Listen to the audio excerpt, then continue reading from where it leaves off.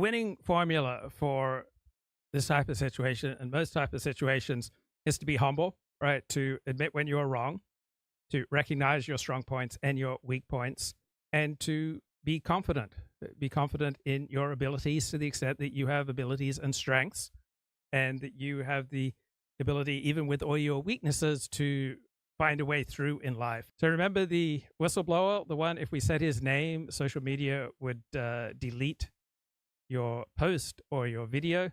Well, Eric, the CIA guy who gave Democrats a premise for the first Trump impeachment, the one that even Liz Cheney voted against, and the Democrats insisted he remain anonymous. Now, with this election near, he talks to the Washington Post, gives his story, still very much wants to remain anonymous.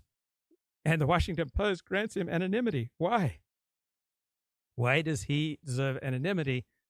Why should he get off with all the glory and the benefits of triggering a Trump impeachment, but not having to pay the price? People want the glory that comes with doing something brave and disruptive, but often they are unwilling to pay the price. Young progressives are much less tolerant of different views than older progressive or other young people. They're also very engaged. Across the generations, liberals are far more likely than moderates or conservatives to say they'd end a friendship or relationship with a family member over politics. This is why we're likely to have a dramatic mental health crisis in this country if Donald Trump wins.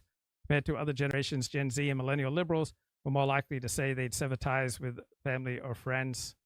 Moderates were the group least likely to say they'd sever a friendship or a familiar tie over politics. So barely 2 weeks after Donald Trump took office, the CIA analyst, who was the whistleblower, touched off Trump's impeachment, was overheard in the White House discussing with another staffer, right, how to remove the newly elected president from office. And he desperately wants to remain anonymous. 2 weeks after President Trump took office, Eric, I can't say his name, the CIA analyst whose name was recently linked in a tweet by the president and mentioned by lawmakers as the anonymous whistleblower who touched off Trump's impeachment, now this is the first impeachment, was overheard in the White House discussing with another staffer how to remove the newly elected president from office, according to former colleagues. For the place. Absolutely. They're going to come for you. Do you really think so, David? Yeah, I do. I mean, look, I'm definitely... So why is Elon Musk so all in for Donald Trump?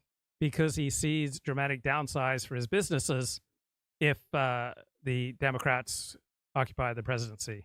Not at the top of the list. Elon's at the top of the list, right? Yeah, so he has no choice but to go all in. They're already doing lawfare against him. It's ridiculous. But I think the point is just that if they're not defeated, they're going to keep doing it because there's no downside for it.